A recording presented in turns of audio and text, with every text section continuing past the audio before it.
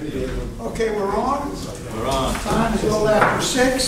There being a quorum, we call this is the April meeting, which was not held in April. It's being held May 2nd. And we have our regular monthly meeting, which will be our annual meeting on May 30th. In any event, we call this meeting to order. First thing is public input. I see no one here from the public. So we'll go right into minutes. Entertain a motion for Personnel Compensation Committee. So moved. Actually, there's a correction. Go ahead. In the first motion paragraph, motion to recommend an increase of 6,000 should be to 6,000. Yes. That's correct. Yes. Typo. With that little correction, we're ready to vote. All those in favor, please say aye. Aye. And there were unanimous. Thank you.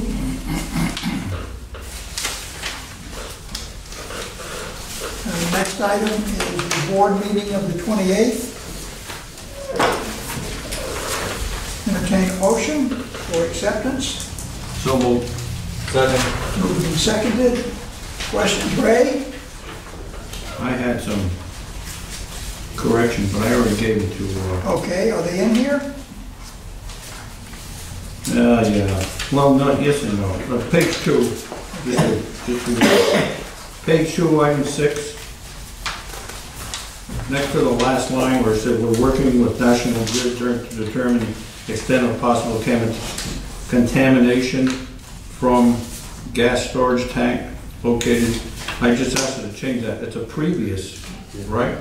There's nothing there now. No, no. So I gave that information to Sid. Oh, okay. Change it previously stored a storage tank on the property. Word previous, okay. And I don't know if there was anything else on that. I had a question about, at the top of page 2, to approve the motion was to approve the executive session minutes. Are they still sealed? Yes. Okay, so they didn't open them, they just approved minutes? Yes. They're still sealed. Okay, that's fine. Any other questions? All those in favor of the motion then to approve the minutes, please say aye. Aye. Those opposed, nay. The ayes have it. The executive session of 3/28. Pass those out.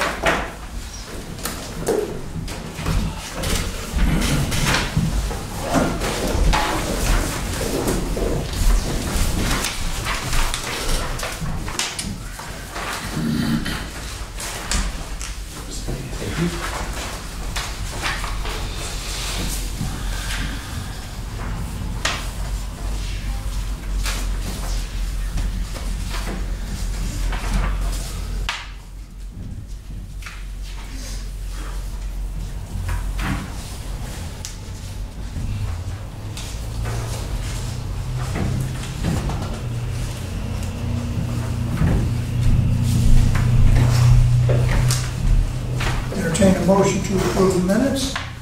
So moved. Second. Any discussion? All those in favor, raise your hand. I wasn't there. Okay. 2 abstentions. It's passed. Okay, please return the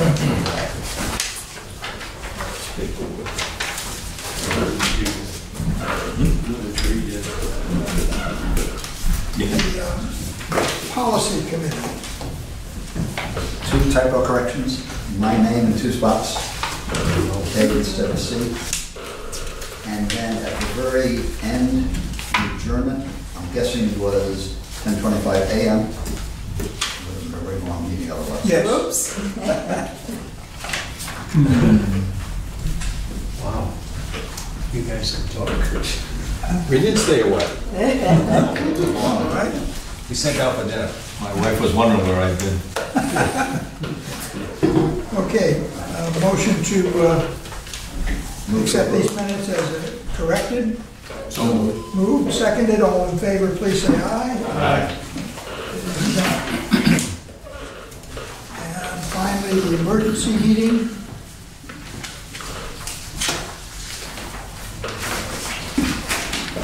we'll make a motion to accept. It's two corrections there. Yes. And under item 1, repair of leak, the first line, executive director, Steve Marchand, I'd say reported a leak had occurred.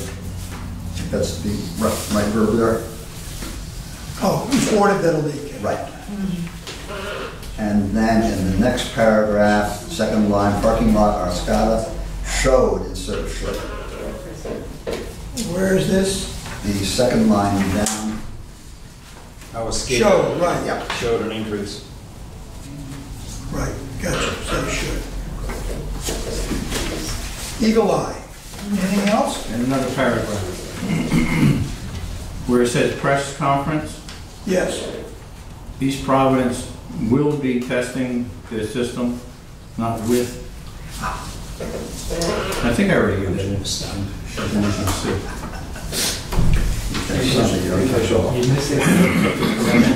Should MGD be capital letters? Isn't that the convention? Yes. That's in that same paragraph, the end of the paragraph. So 3.5 should be capital MGD. Anyway, those in favor of the minutes as corrected, please say aye. Aye. Those opposed, nay. The ayes have it. Update on the East Bay pipeline leak. Okay, sent out some pictures. We have them in front of you. Most were taken today. The top one is from today. That's our pit full of water. Yes, the next one is from yesterday when we actually had started digging. We were dewatering and got about 10 feet down, and then our treatment system got overcome. Essentially, we had to shut down the pumping, and the hole filled back up with water again. We're required to treat the groundwater. Anything that we pump, we're required to treat by the DEM. Got some pictures here of the treatment system. Most of it is involved in separating the suspended solids, the soils, from the water, so that we can discharge the water. And the problem is the solids are very fine and they don't settle, so they stay suspended in the water. And we have a carbon treatment system in case there was any organics in the water, and we plugged up the carbon system entirely. And then the green tanks that you see behind the retainage basin, that's where the water's first pumped to this retainage basin to help the solids settle out. Then it goes to the frac tanks, which have a further settling train to remove the solids from the water. Then it goes through bag filters before it gets discharged. What happens to the solids afterwards? And they're actually put in a pile. That the last picture? And yes, and that's part of what was removed as they were digging. But the solids are also, right now, they're still in they haven't cleaned the tanks yet. Those will have to be disposed of. And once they're tested, if they're, depends on what the test results are, how they're going to be disposed of. Whether they're hazardous or not. Right. And right now, they're requiring us to treat to fish standards, which is lower than drinking water standards. So we, right now the samples have been clean. So, but we've got a little bit of copper. So they're a little concerned with that, and we'll be monitoring that. We'll be taking another sample tomorrow. But right now we have no organics in the water, so they're temporarily allowing us to suspend the treatment with the carbon system. So that'll help us have a lot more volume of water. So tomorrow morning, the plan is they're going to start pumping about 5 a.m. Try and pump as much water as possible and get start being able to dig sometime late tomorrow morning, hopefully. We only have a few more feet to go. Big push for tomorrow is to see if we can expose the pipe, find the leak, determine what kind of repairs we're actually going to need to do. The weather I'm looking at the forecast, it's looking like rain on and off for the whole week. Is that Yeah. gonna affect them? Not a lot. The tide is probably a little more of an effect. But right now, we've got the 4 wells, and we've got pumps that are putting in the holes as well for pumping, so we think they should be able to handle that okay. And just to be clear, right, none of this treatment stuff has anything to do with the drinking water. Strictly the No, it's strictly the groundwater coming out of the excavation. And because the groundwater has to go somewhere. So the public it's- won't get confused. Right. Thinking that we're talking about drinking. No, but once the groundwater's treated, it goes to a drainage pipe, and the pipe goes out into the bay. So they're very, very finicky about what water quality goes into the bay. Yeah. So that's why the elaborate treatment scheme. When you said fish standard, is that purer than our drinking water? It is, because those standards tend to be based on bioaccumulation and the natural systems. I'm just thinking the bay is a fish's toilet.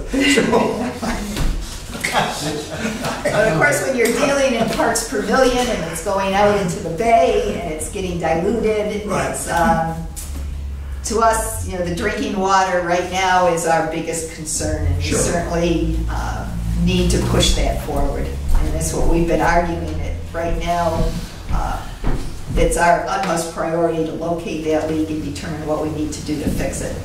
Well, the only reason I brought that up, Pam, is because people, they watching this, they'll say, oh, she said there's copper in the water. You know? And it has nothing to do This with is the drinking. groundwater, and it Yeah. is an area where there's, you know, the steel yards, the junk yards, and so on and so forth. So it's amazing that the water is as clean as it is. Of course.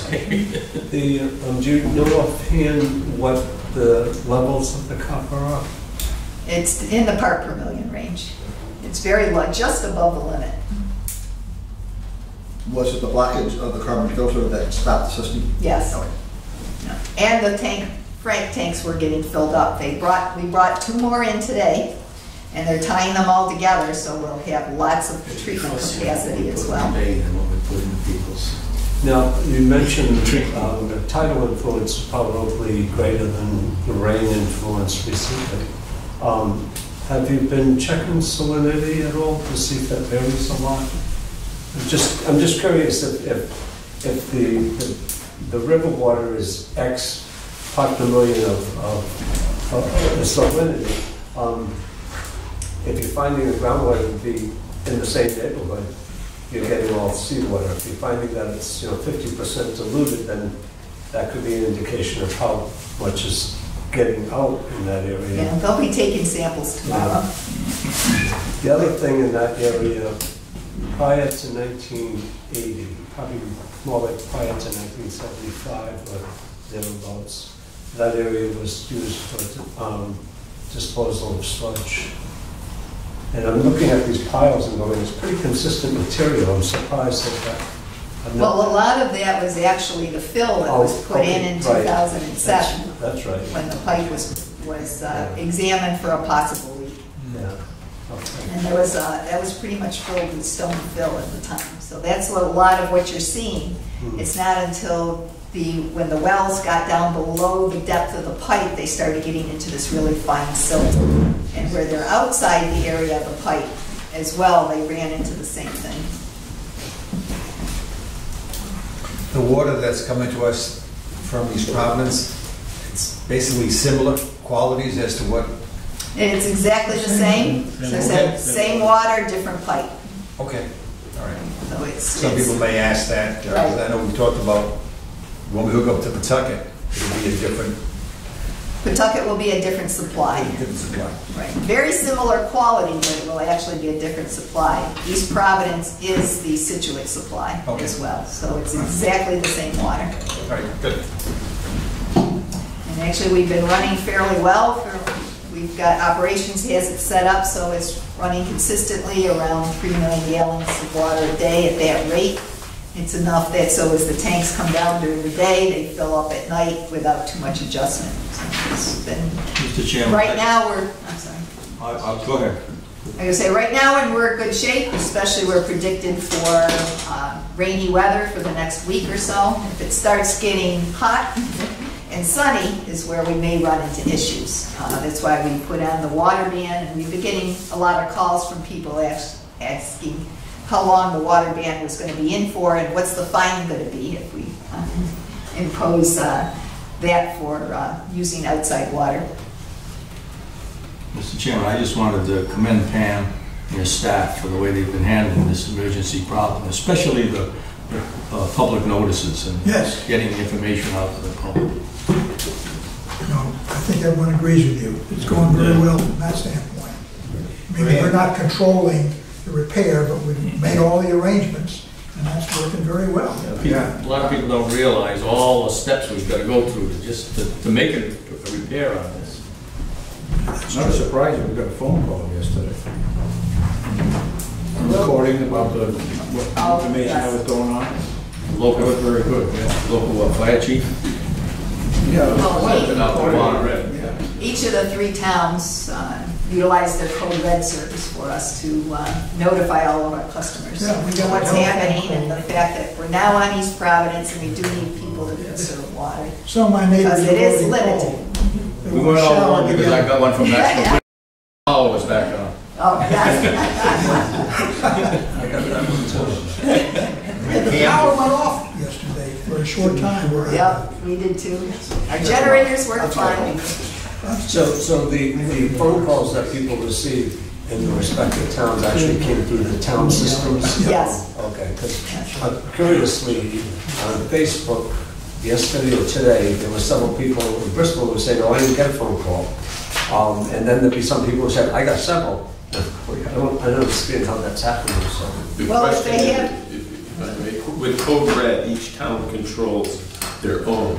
Yeah. The individual citizen of that town initially had to sign up with their phone number or how they wanted to be notified via text message, a phone call, or an email, and do that. So each one controls it. The only one that controls the entire state is the Emergency Management Agency over in Cranston. So if you needed to do a statewide thing, it would be in that fashion. So not everyone may get a call if they haven't been signed up through any of the town programs. Okay. The same as if they had listed their email, their text, and their home phone, Right. as I think Sue did. I got everything. She got them all. Pam, when will you get a good sense as to how much water we're using every day?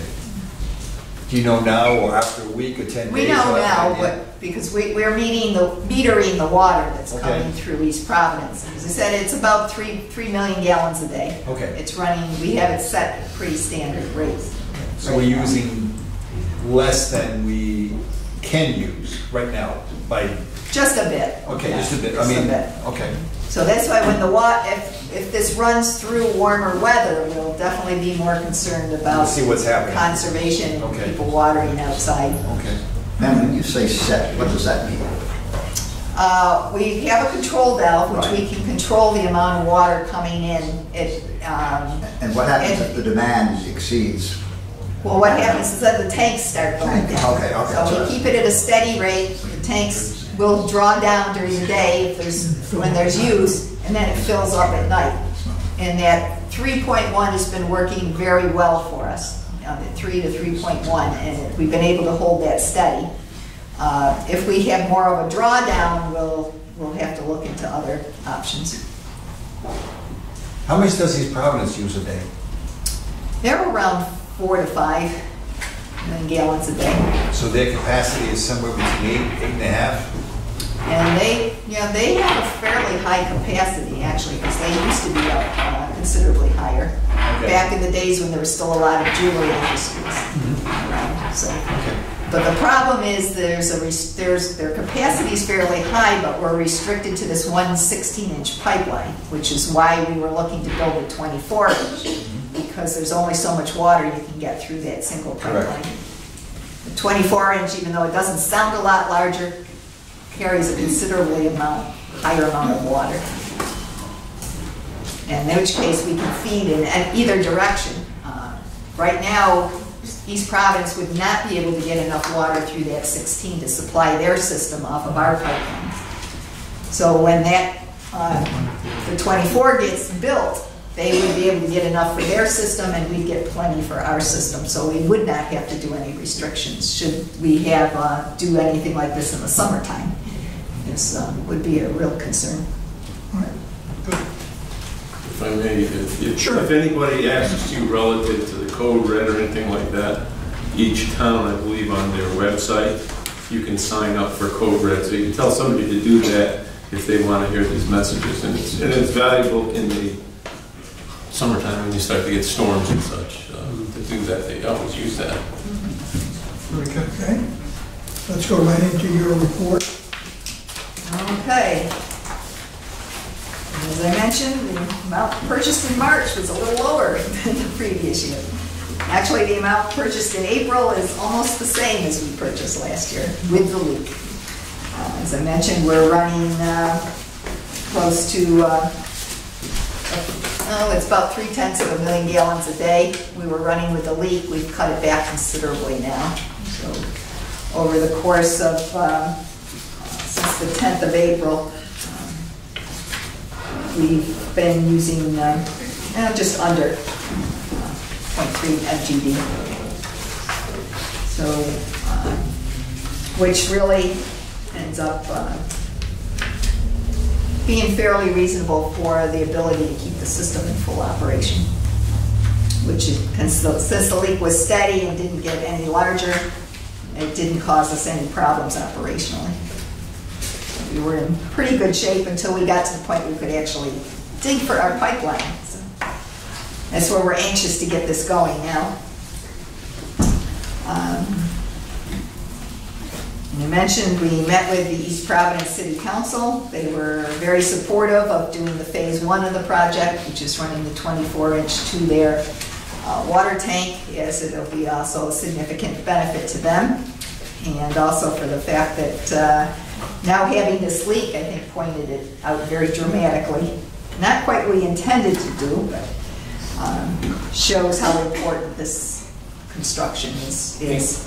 East Bay had a good write-up on East Providence comments by the mayor and the superintendent. Your communication, that was at the end of at the end of our agenda packet. It was a good letter. Good. Any other questions?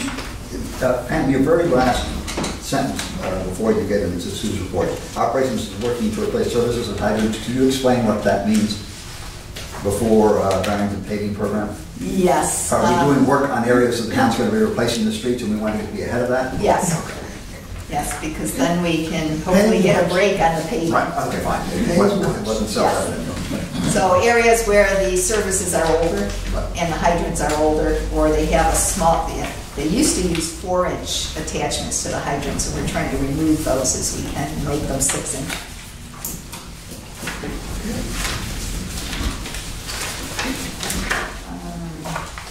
Met today with PAR on the Hope Street tank site, looking at what we could do for the removal of the soils due to some of the lead contamination. And we think we came up with a plan whereby we're looking at removing some of the soil but capping some of the other areas, so it would be much less expensive, especially in areas we don't intend to use in the future.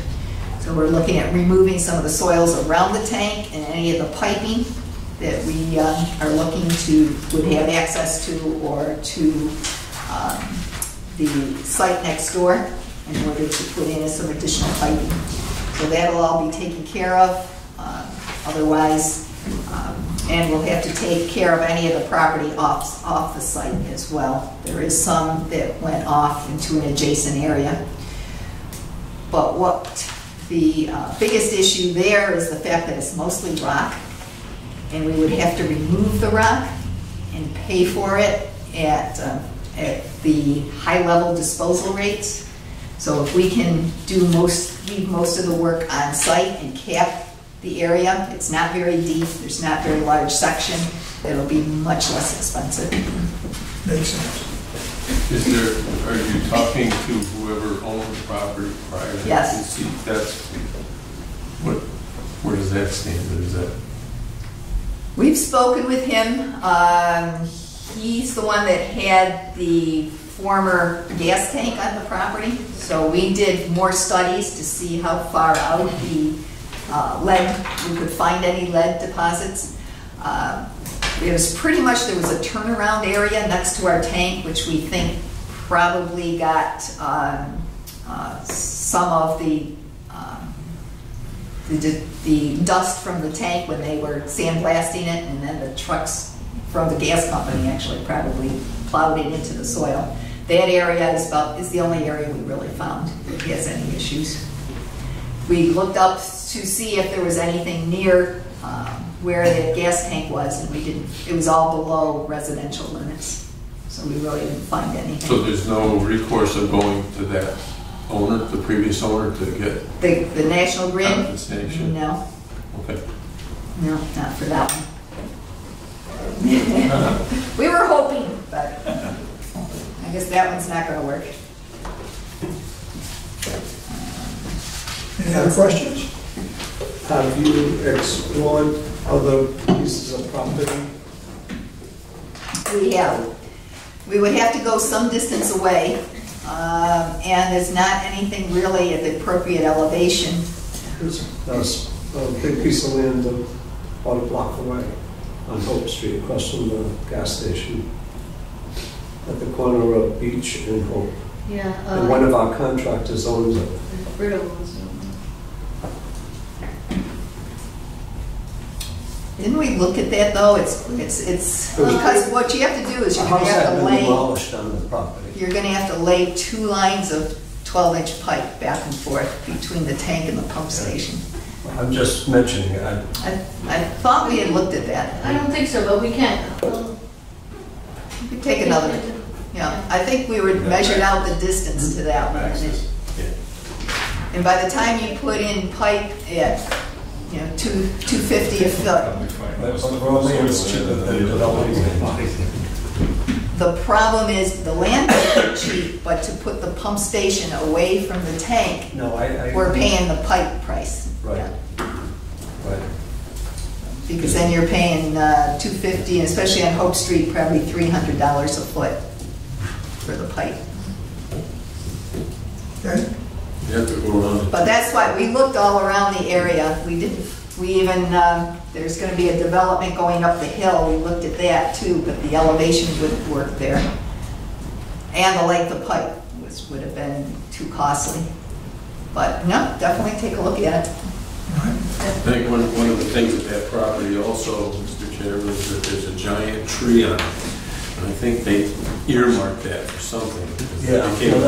That became a conflict just to tear that house down. But there are 2 lots there. There's at least 2, if not 3. They split it into 2 lots, Yeah. Bristol did and Cox, but it's a Tupelo tree, believe it or not, and one of the few left, which is revered for some reason. But just as a side on that, that's been because people were looking at the property and it's running in the other direction because of that. Takes up most of one of the lots. All right. Financial report. Excuse me, Oh, I'm sorry. I just want to make a comment on Randy's report. I think it was a great initiative that they set up a live chat for for our website. There's comments about setting up a live chat for the website, and I think that was a great initiative to do that. It seems people like to do that when they're having trouble, when I ask questions, direct contact with the customer. A lot of people are using it. Yeah, I just wanted to make a comment that I thought it was a great idea. Are we up to that item? Because I have a question there. This is the new payment option. Last month we started offering in-house payment kiosk in the form of a tablet. Could someone explain what that means?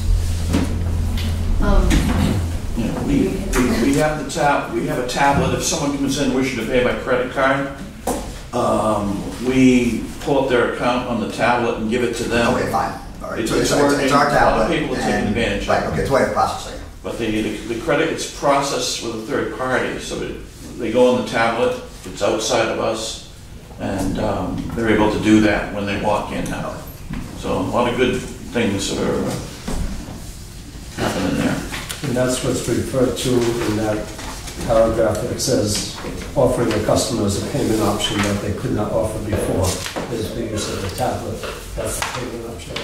Right, there's a little kiosk here in the hall, and they can go over and place it on there and do it. Okay. Mr. Chairman, I had a question on Susan's report. Sure. There's a lot of discussion going on these days, and everybody's working themselves up into a frenzy in town with regard to DOT projects. One being on Hope Street involving the Silver Creek Bridge and the replacement thereof, that huge bridge that no one even notices when crossing, and near the Sippin Dip.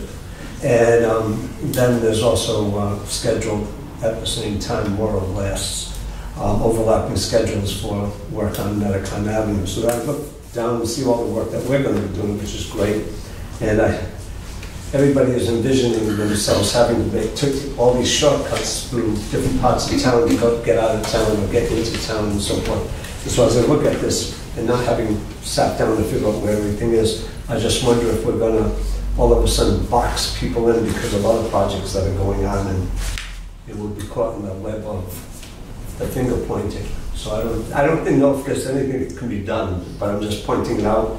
And Susan would be we had a pre-construction meeting yesterday for our water main renewal project for this summer, and actually that was one of the topics that came up with Bristol because the DPW commissioner was here. So we talked about how his projects will have to be scheduled and coordinated with ours. So yes, we talked to the towns and we try to get out in front of telling, especially the DPW commissioners, but police and fire as well, you know, where we're going to be working. And they're pretty good at getting us their concerns, you know. Right. If they don't want work in a certain area around the 4th of July, that comes out, or, you know, oh, I'm going to be paving near where you're doing that work. So yeah, we try to work things out. Plus CB Utilities is doing a contract this year, and they're also doing most of the work for the bridge too. Right. But, so there'll be a lot of coordination around that. This year, only one lane will be closed for the work that's being done this year. Next year is when they're going to have a full closure. Yeah. Well, I'm back in the 70s when we were sewering Barrington. Yeah. That happened. Yeah. You couldn't get there from here. We had enough streets blocked off with enough, all the different contracts going. Yeah. People were trapped for a Right. time.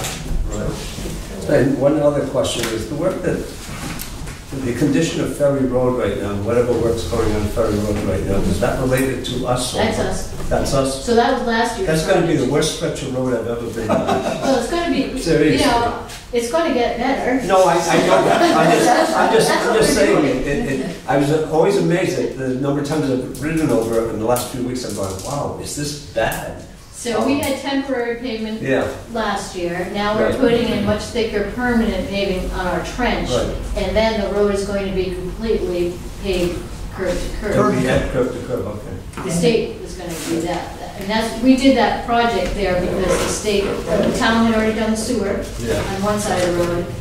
And we did our water line on the other side of the road because now the state is going to pay for the full paving. There's a cost savings on the paving line. And one additional thing on Randy's report, I handed out his latest usage of the website.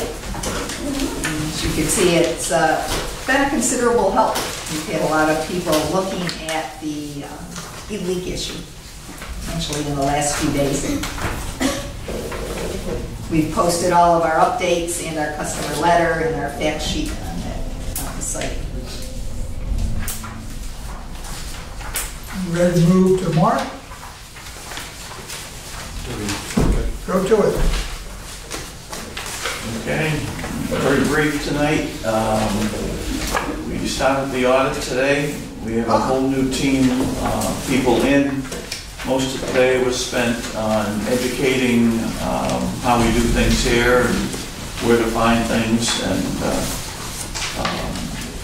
we anticipate probably they'll be here about the next 10 days. So everything's going well there. We prepared letters today The letter is from me, but it comes from them to all the board members and the banks, the attorneys, basically signing off on a little questionnaire. They look for conflict of interest type things and whether you're aware of whatever. So I encourage, you should get it in the mail, if not tomorrow, Saturday. But if you could turn those around pretty quick, they're mailed right back to the auditor's property. If you get them every year, you just get used to it. We got that, and the March financials are held up slightly till we get going with the audit. But I'll have a preliminary draft probably in about a week out on the March. So we'll keep pace and then work our way up. I don't know if there's anything else. Any other questions? Hearing none, thank you. Oh, I'm sorry. So, general question. Do we have any type of updated estimate for what the cost might be for the work going on now with the break? No. Depends on what happens when we find it. You said she's about halfway through. We've been spending a lot of money. I'm just wondering if the number, the 500, would be something. It could be. We hopefully it won't be, but we don't know until we expose the pipe and find out what we need to do. That's what I thought. I just wanted to ask because it sounds like a lot of people being paid, a lot of companies being paid, probably a lot of money to do the work that has to be done now. Yes. What I've set up for all those costs associated with that, it's what we would call a non-recurring expense that's outside of the ordinary from a year, and that'll be segregated on the financials with the detail of everything we've So spent we on see that. exactly what it turns out to be. Mr. Chairman, if that exceeds the 500,000, we have to have another board meeting in order to approve any further, correct? Yes, yes. But we call an emergency meeting if we need Oh, it. we definitely do the same, correct? Sure. Bring your checkbooks with you. Okay, number 7. I'm sorry, number 7. The paving of Main Street, Water Street. Meanwhile, we do have other projects still going on. We held off on the paving of Main Street, which probably anybody that travels that way has probably noticed, mainly because the town required night paving after there was a lot of traffic backups when the construction was being done, and then the fact that the piping for the new sewer pump station was going to be put in, but that got delayed and now won't be installed until next year. So the state has decided that they wanted us to go ahead and finish the paving there, and the town as well. So at this point in time, we had just got changes to the original bid because of the night work, and we thought maybe we could do better if we went out for a new bid. And that was another CB Utilities project, and they were very happy to let that go. So we went out to bid, and we ended up similar cost, but a little bit less than what we had anticipated through Brito. But we have guaranteed time frames because the sub that Brito was using is all operating on their schedule, not our schedule. So we would not have had a time frame. We would not have had a commitment to get it all done at one time. So this gives us a lot more control, and D'Ambra's willing to start fairly soon. So get this done before the summer actually starts with the heavier traffic. So we are definitely recommending that D'Ambra be awarded the contract for the paving at $233,000. It's supposed to be $888.50. Now, D'Ambra's still located in Warwick, or they moved somewhere? Coventry, I think, is their address. Yeah, Coventry. And I just want to note too that the money is in the budget from that project from 2017. So this is not, the project still will not go over budget. This was money we already had budgeted for that project. when we did Water and Main Street in 2017. And does the Ember still have an asphalt clear? Yes, I believe so. Okay. No, because there was mention that Bristol would have to contract out for some of the work. Yes, I believe they had Cardi as a sub. I was thinking they're probably using the Ember. No, actually, they were using Cardi, but Cardi works all over the state, Yeah. and we're much more subject to their schedule than they are to our schedule. Yeah.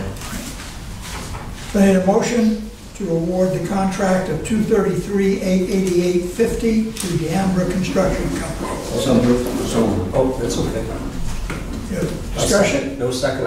I'll have a discussion after my second. Go ahead. What is Bristol's reaction to this? You said They signed off. Oh, they signed off on it. Yes. Okay, I'm sorry. Okay. When they put the sewer line in now, they're not gonna come back and want us to pay it. Actually, that's, we're working that out with Randy Sullivan. Tourister, and that we're supposed to pay that whole area, so we'll give them some of the funds towards doing that actually. The section that we would have done, not the sewer section. Because we're stopping at, probably going to stop short of the area, and that whole area then will be left for them to pave. So we'd be contributing towards the section that would have been the area we would have paid. Would have been our responsibility. Would have been our responsibility. So I have a question for you. You handle the bids on this. Yep. How is it that they come up with the 50 cents? Coffee. It's interesting, and there weren't that many bid items on this one, but they must have bid 50 cents on, something. There are only 5 or 6 items even in the bid. Okay. Yeah, sometimes when we have 50 items, it comes out to Yeah, a adds strange up. number. I got you. Okay, any further discussion? All those in favor, please say aye. Aye. Those opposed, nay. The ayes have it. Number 8. Number 8. Can I ask something? Yes, George. We approved 233,888.50, Right. but here it says total expected cost is 254,000. Do we have to approve that or not? No, No, we already, as I said, we already have that. That was just for your information to know that we will have to pay a little bit for inspection and release, but although that was already in the previous approval. there's a. That's just kind of what it's going to cost right now. But those funds were all previously approved. Okay, the next one is the task order for engineering services for the Kentucky Pipeline Phase 1. And you're looking for $164,043.59. And as we discussed, we went through the whole process of doing the engineering work on the Pawtucket Pipeline. Beta did a presentation on what they found, and especially finding the ledge and the number of utilities we would have to run into. We decided to go back to East Providence, show them the evidence of what we would be running into, how much longer it was going to take to be working in those roads, which are very busy, very congested, and have schools and businesses. So in order to allow us to take the alternate route, which will be considerably less expensive than going on the Pawtucket route. So this is the additional engineering that now Beta will have to do the alternate route. Part of it was done in the previous work that they did do, where we're going on Dover Avenue. But this section of where we're going to now take the pipeline through the Citizens parking lot, part of the East Providence area, there'll be an additional amount. But we will more than save that amount by going through the alternate tube. Yes. I appreciate the selection of this route, and I understand that it's easier construction and so on and so forth. The question is, though, in going through 3 pieces of property, 2 of which are privately owned, do we foresee, or have we had any contacts with Village Green or Citizens Bank about getting an easement through their property or any of that? Yes, we have. Citizens has been working with us. They don't seem to have any issues at this point in time. How long I think is- Joe's working with them to Yeah. come up with an easement. One of the parcels is the city use properties. Yeah, Yeah, right. And the other parcel one is through road. Village Green, there's an existing sewer easement Okay. that was never used.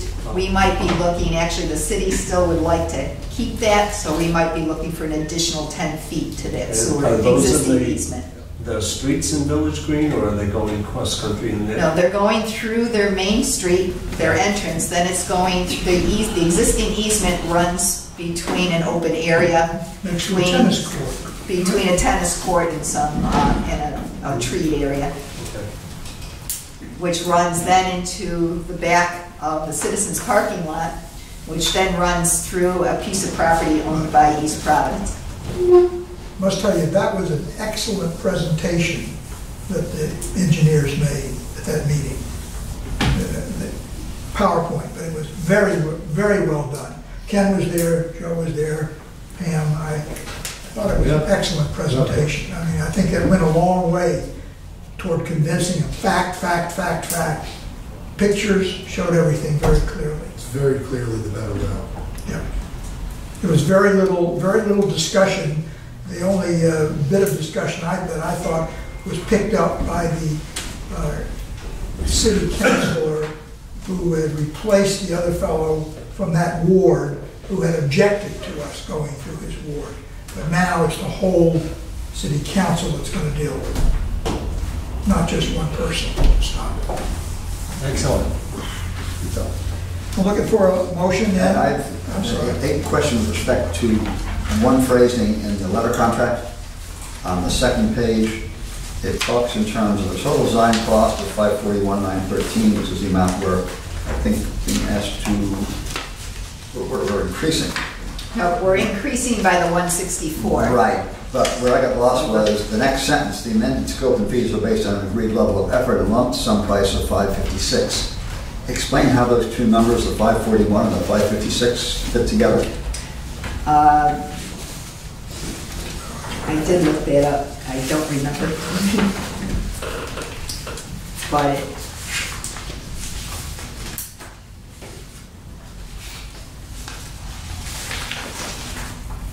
this was, it came from another section, so actually,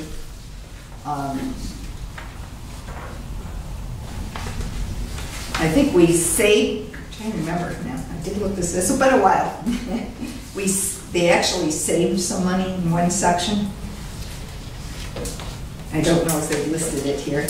So we expect the total cost to be less than the... Yes, we're looking at the total cost. 541 cost. Correct. So are you saying that the 556 was a previously agreed upon cost?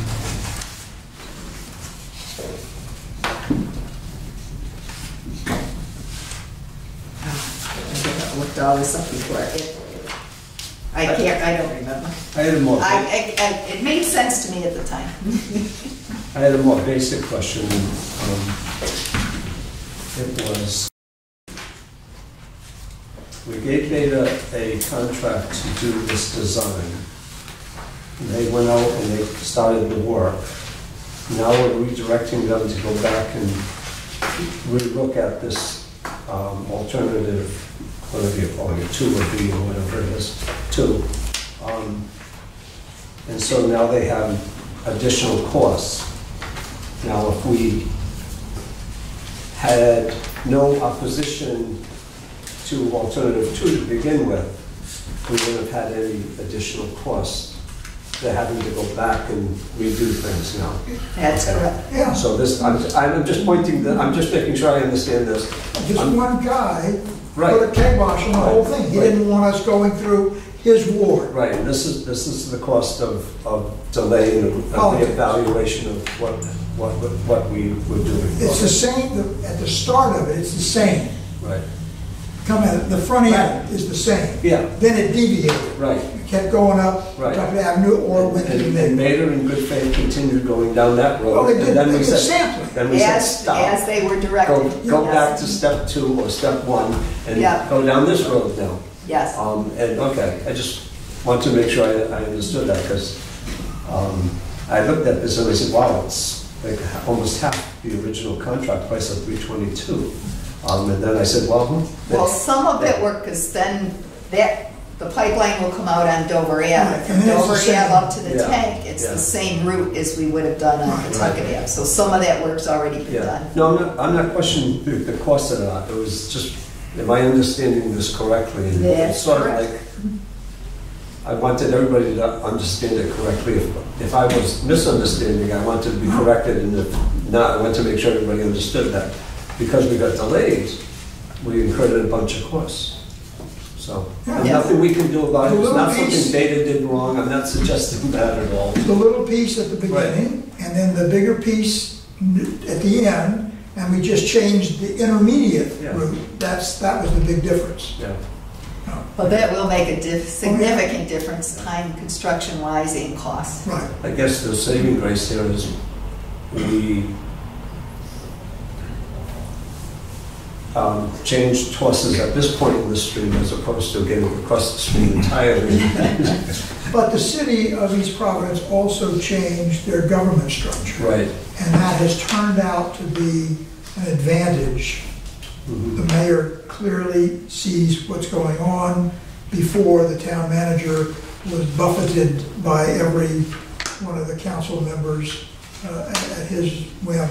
And it was a nightmare to try to deal with it.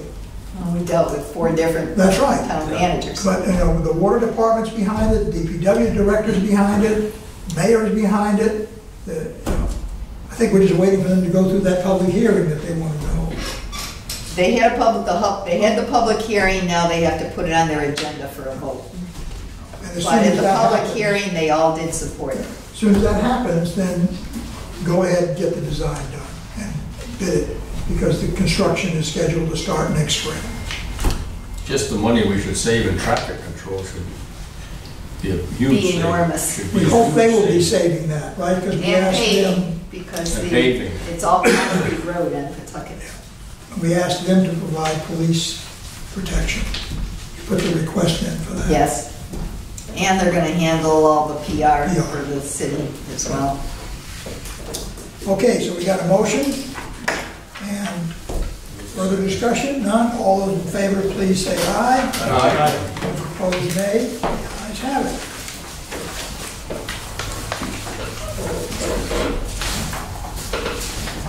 Modification of the tuition policy. Okay, Bob, Tom, and myself, we met on, along with Pam, we met on April 3rd. Looked at everything we had. On the first page of the draft, I just see a spelling error where it says the plan is, it's supposed to be administered, I presume, but, so that S should be gone and A there. Okay. We all had our concerns and questions were asked. I know Tom and Bob really did their homework, so I thank them for that.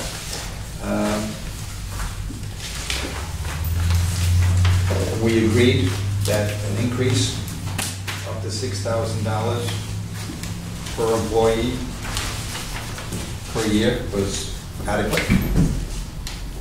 And the policy does cover minimum standards for an employee to receive 100 reimbursement, or 75%, and hopefully in no case, not reimbursed for anything, for lack of performance. Phil, on the first page you were referring to, unless I'm totally confused, I think the phrasing, this is the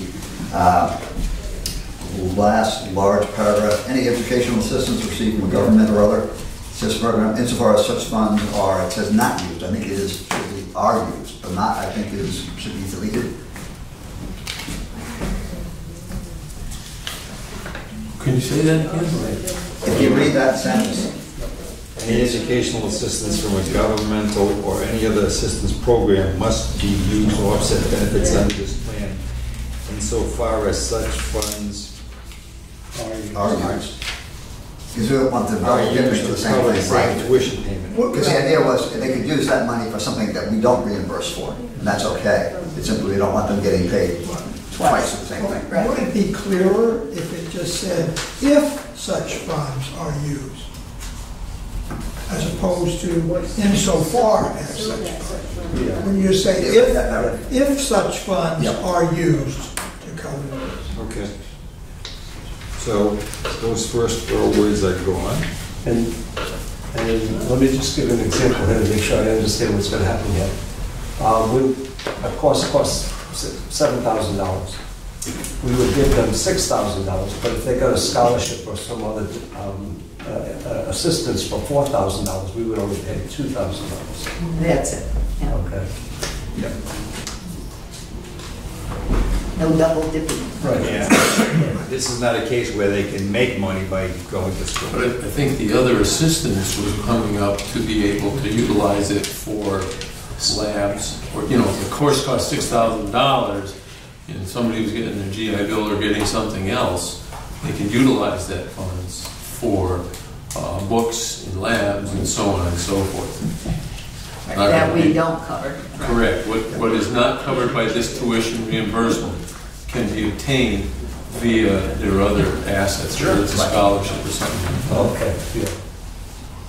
And they can also take credit courses online as well, correct? Yes.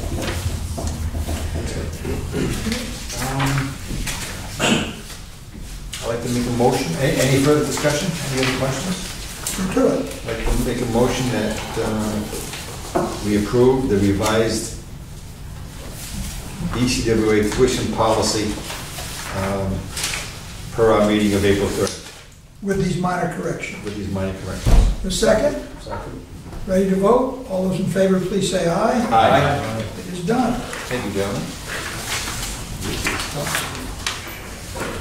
You can go to school now.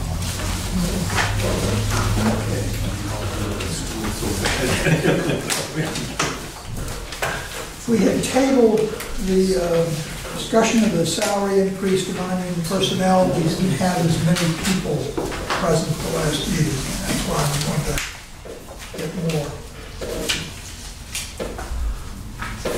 So maybe you want to go back, John, and just quickly reiterate Oh, let's what see. our stand is.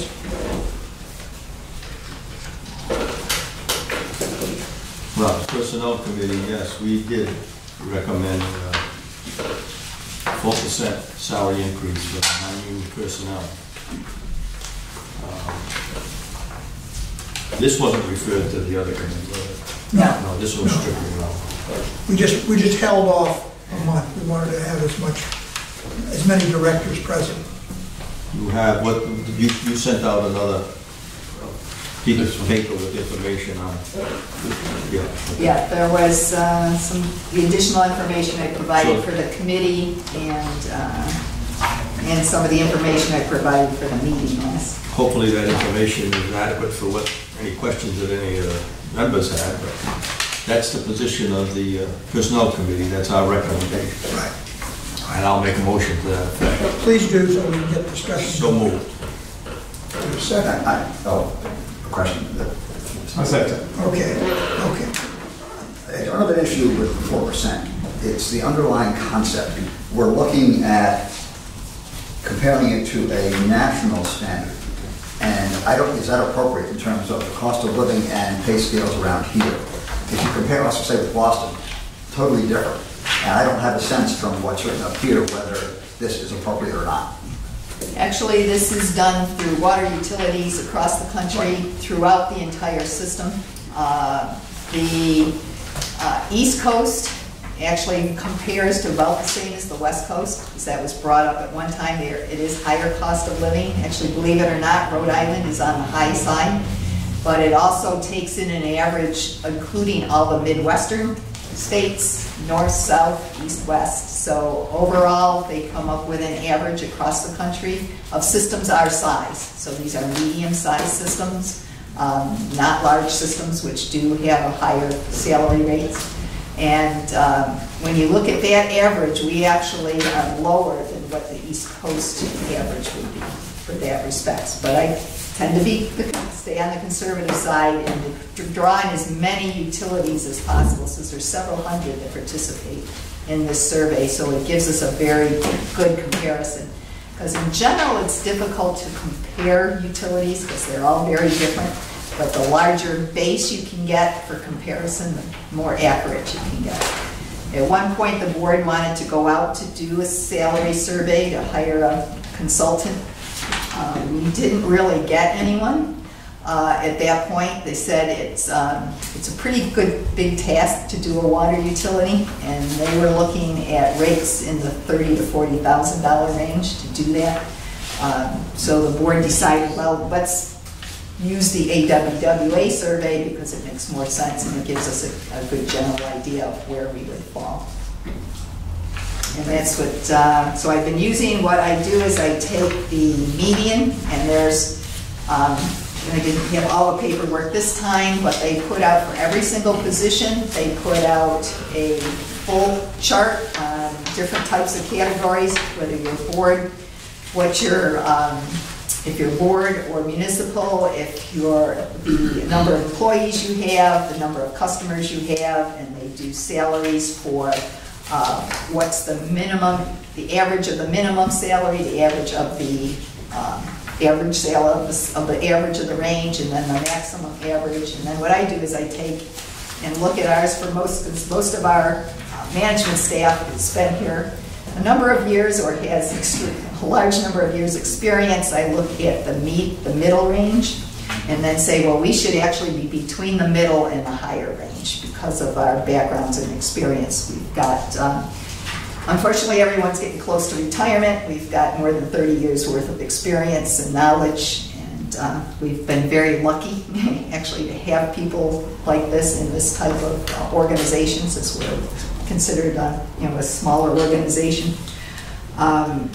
But that's where I feel we should fall, and most of our positions fall well below that. And we're going to have to start replacing people in the next couple of years, actually in the next year. And we need something to attract people from other industries, other utilities, the private sector, which generally would pay more than we do and have better benefits. Other municipals especially have better benefits than we would have to offer. So we're looking to try and set ourselves up also for getting another excellent staff to replace our existing one. Okay. My rebuttal. Your rebuttal, go to it. As you can see, is that there's information in here from the last meeting, for some of you that weren't here. And I did a considerable amount of investigation trying to get a broader view, rather than just taking the American Water Works survey and look at that, trying to see what was going on generally in New England and pretty much across the country. And I really think that the 3% that we had budgeted originally was a good number.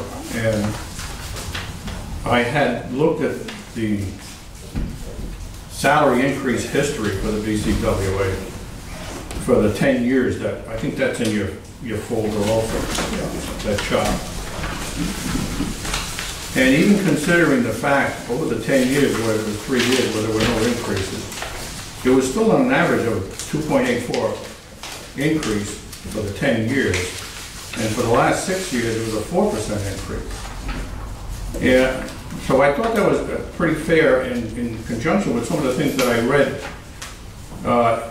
The American Water Works also put an article out. Matter of fact, I think Pam gave us this at the last meeting. You guys probably don't have it in your present packet, but I just want to mention some of the things that they point out where it says, Water Industry Compensation Survey shows higher than expected 2018 salary increases. And in that, it says, how did the actual 2018, and the reason I say this, because last year we gave a little over more than 5%. The reason I say this, 2018, it looked like the salaries were going 3%, the highest was 3.09, And for a medium salary, it says here, what are the actual 2018 average salary increases for by utility size? For a medium-sized utility, increase was 0.8%. So, and again, last year we gave over 5%. One of the things that I also picked out of this was, there was a question that said, what 2008 merit increase did survey respondents plan for this upcoming year? And 50.5% were giving merit increases. In other words, they were paying people for, I guess, performance for things that they've done special. And the last thing I noticed is how does the average 2008 increase for water utilities compared to other industry? And it's the answer to that question said 2018 salary increases for water utilities average 2.9% compared to 3.3% for all industries. So I thought we've been, from what I can see at this information, it looks like we've been fairly fair in the compensation over the last 6 years in the 10-year cycle. So I still hold that we should go with what was budgeted, the 3%. But I really would like to suggest that that other 1% that we requested be set apart, set aside as a lump sum merit type of amount, where people could be recognized for above standard performance. You know, things that were innovative problem-solving solutions, you know, things that improve customer relations, reduce costs, promote, you know, a good image for the authority. It presents an individual recognition for positive actions or achievements. So, yeah, I'll agree with the 3%, certainly. And if we want to do more, I would like to see it more as a merit type of thing. That would be, certainly would be distributed by Pam. But as a across-the-board salary adjustment, I still stick with the 3%. Is your definition of a merit increase, and the money is there, but it does not count toward retirement? Right, exactly. It does not change the salary level. Right. It doesn't. It does not. The 3% would be base adjustment, base salary adjustments across the board. A 1% for initiatives where people take upon themselves to do things or come up with solutions. In other words, something that stimulates people to perform above the standard operation. I understand your point, but there's a problem with this. The problem is that the only thing this board can do, based on history, is we can talk about the total number. Pam, as executive director, has the sole responsibility for how that is doled out to those individuals. So I hesitate. I don't know what the complexity would be if we were to say we agreed to 3% salary adjustment, 1% has got to be merit. How she's got to deal with that, because in the past she has not given the exact same percentage to all the employees, and so I don't know how the language is going to get confused if we say 3 and 1% merit, when all we can really do is talk about a total dollar amount. So we can't, no way. I mean, unless we have a new program, I'm not against that, but if we had a whole program that we worked through staff, and we said we want you to investigate having a merit, having a base increase and a merit increase, come back with some proposals for what a program like that would look like. And that way we have some sense of how it would go. I'm concerned that if we simply did what you wanted to do, we might be causing some problems for staff, and we might be doing something. Just a quick comment to reinforce what Alan said is Pam generally deals with the merit when she sets the rates for the people. The merit raise cannot be differentiated because the pension plan only about half of the managers are on the pension plan, half are on the 457. But the pension plan is designed for total compensation. Whether it's a bonus, a merit, it becomes part of your total compensation.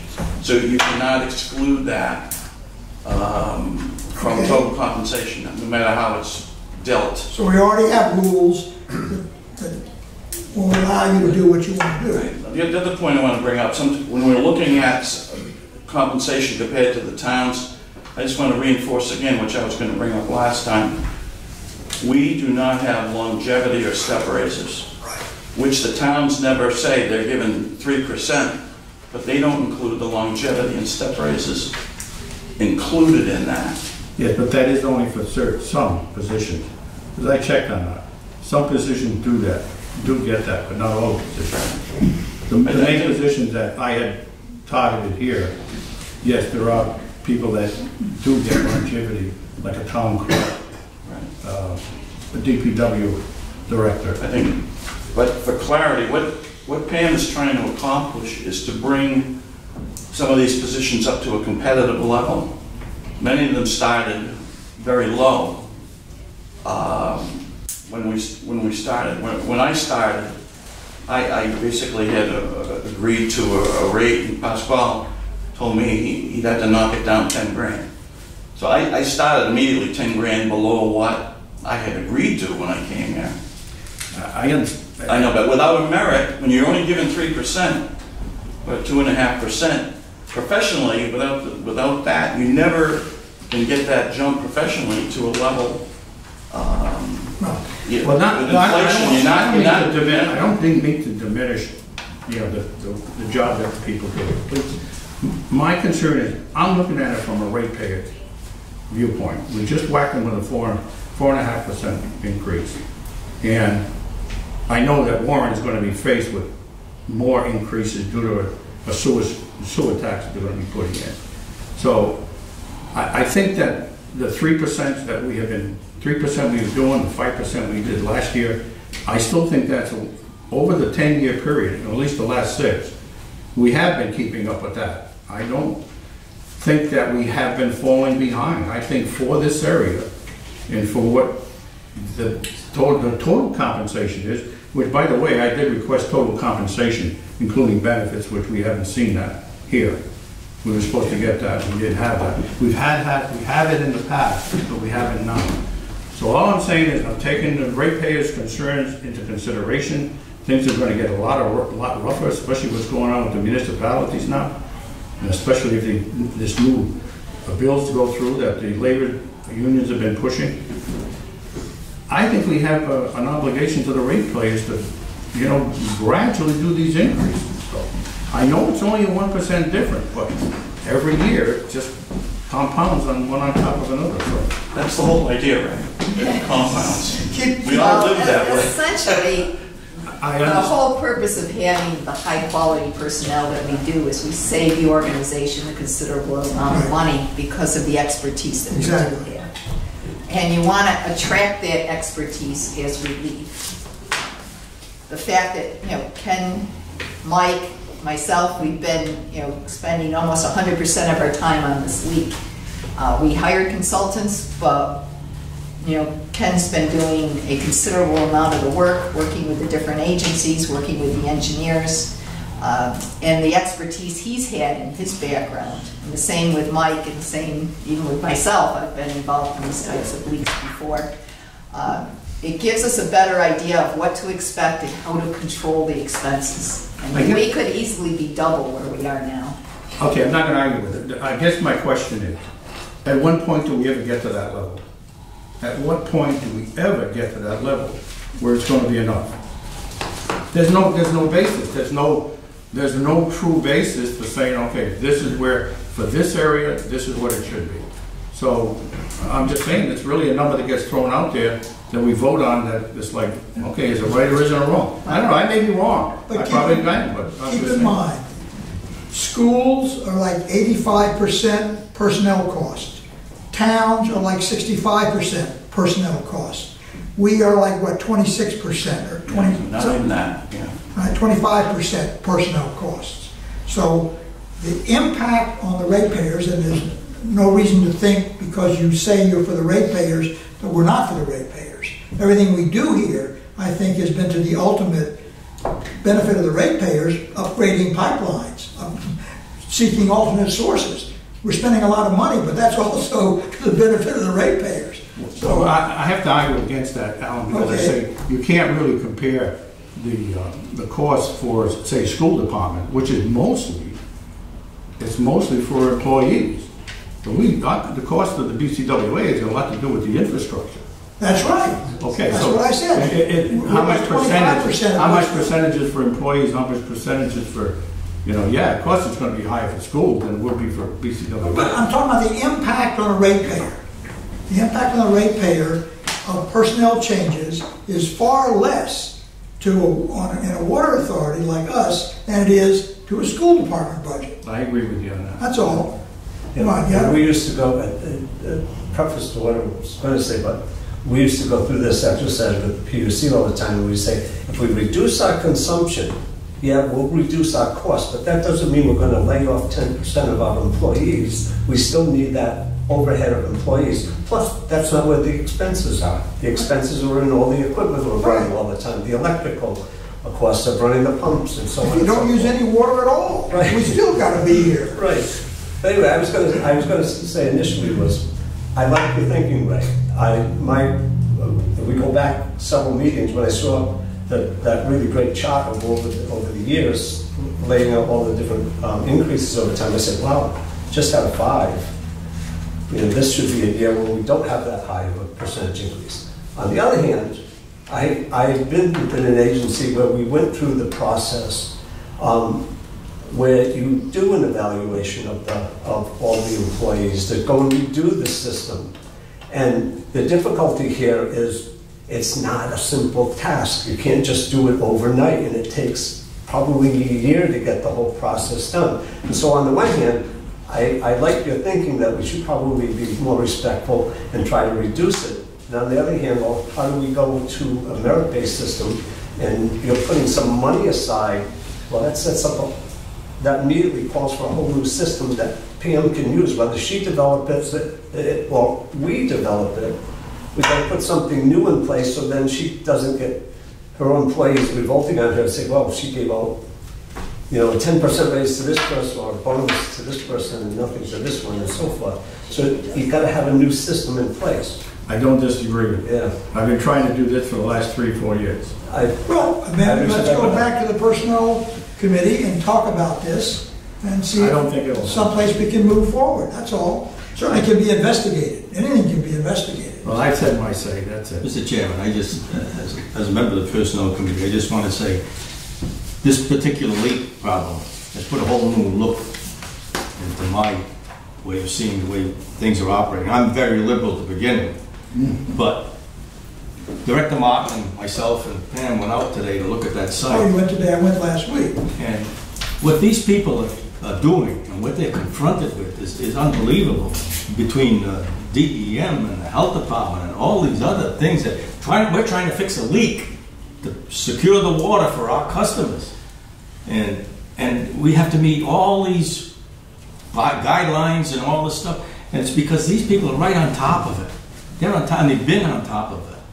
I think we're being well served by them. And I understand Ray's position in a way, but I see no problem from my viewpoint of compensating these people in the right manner, because they're doing their job. Too many people just think you just turn the faucet on and the water comes out and that's it.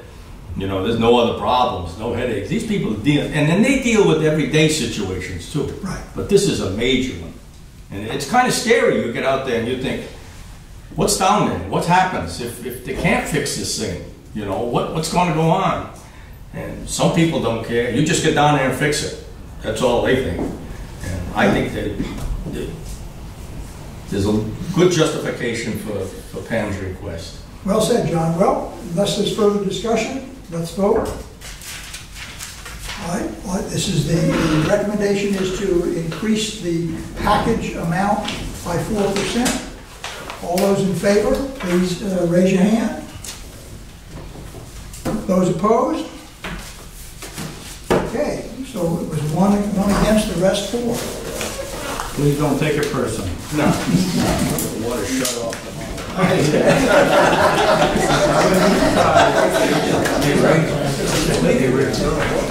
If anything, I think. Not these people, they're all in here. Right. If I may say, on your behalf and the other directors know it, you don't have a problem with giving out money. What you're looking to do, what we can't do, is keep the base salary the same. So if somebody got a merit bonus in the year, not in January 1st, they would go back to the salary that they made the previous year and hopefully get that merit again, if what you're talking about. I'd like to see people recognized for exceptional, innovative thinking. I think that's what Pam does. I agree. Yeah. But there's no way to separate that. When you just do across the board, it's like. We can certainly everybody- investigate. Well, I haven't done an across-the-board rate, salary increases. They have been issued as merit-type increases. Sure. Okay. I just have one thing. Yeah. And I listened to everything that was spoken on, well presented, but I do think that pretty much everybody here is exceptional in their own right. I think it's a terrific group, and I think they're recognized that way by the people in the municipalities, and we have to do what we can to treat them in the best possible manner. Sure. Very well said. Yeah. I have a question before we go into executive session for our attorney. I see Hope Street property is on the open part of the agenda. We're not prepared for that one today. We're not Yeah, prepared. we got a little distracted. So, Okay, so we will then return, Well, I'm sorry, I'm looking to find out, other than sealing the minutes, sealing the session and adjourning, are we going to do anything else in open session? well, I was gonna say, you can skip North Farm if you want. I don't know if you have anything for executive director review. Yes, That's I do. We put that off because we didn't have enough people. Yes, okay, then we'll do both. No, there'll be no vote, So there's nothing on North Farm. no. Okay. So we're going to go into executive session on items 2 and 3. And nothing more. 1 and 3. 2 and 4. 2 and 4. Sorry, I have an old version of, so it's 1, I think that's really 2, and that's really 3. This is the revised. 2 spinal and then 4. What happened? I got something wrong? Is this the same? there was a revised, we removed the pilot. This is So nothing. we're going for 1 and 3 then. Since we're going in, I'll give you an update. 1 and 3. All right. So what's number 1? North Farm. Okay.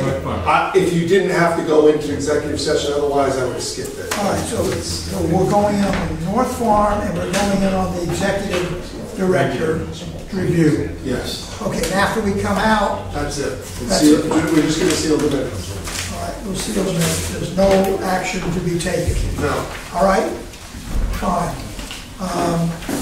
Entertain a motion to go in under executive session to allow general law 4246-5A2 and 4246-5A1. So moved. So move, seconded, raise your hand, all those. Good, we go in at 7:27.